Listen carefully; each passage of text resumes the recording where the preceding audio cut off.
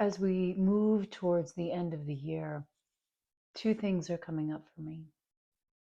One is looking back over the year and looking at kind of the challenges that I have faced and either faltered and failed or really faced and achieved. I think that it's more important to look at what you didn't get done, what you didn't fully pivot into, or maybe what you didn't give yourself permission to finish, because I think that there's a lot of gold and lessons in there and a lot of um, fierce compassion that can be brought towards yourself. I think that accountability with oneself is foremost. So, I'm all about accountability with friends if you feel like that keeps you on track. But it's really accountability with you and with God that really, that's really what matters, right? That's how you stay in true integrity with yourself.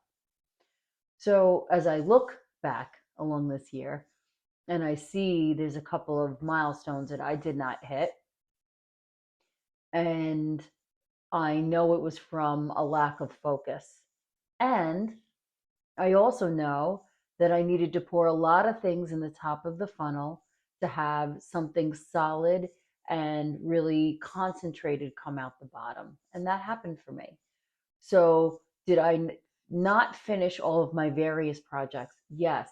Did each one pave the path towards this singular point of what I want to bring through? Yes. And that's so important.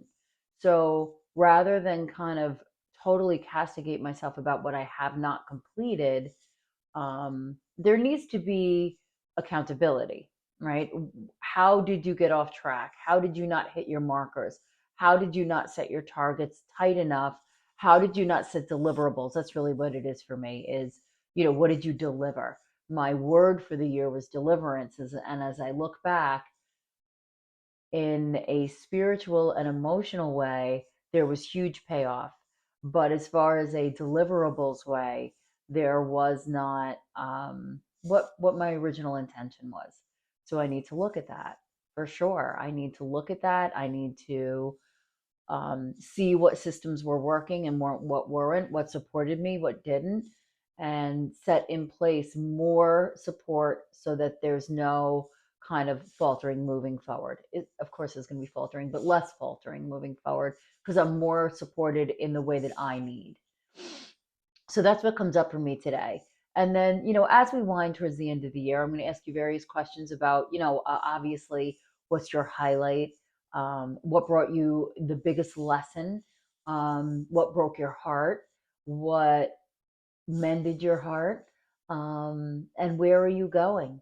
And then always, of course, this is not a bad time to introduce what do you want your word for next year to be? Just one word. And we'll talk more about that as we get a little deeper into the season. So happy and start of the end of the year. Happy Q4. And so, what I ask you today is let's look at a challenge that you faced and either faltered or persevered through this year. What did you learn? Either way, what did you learn?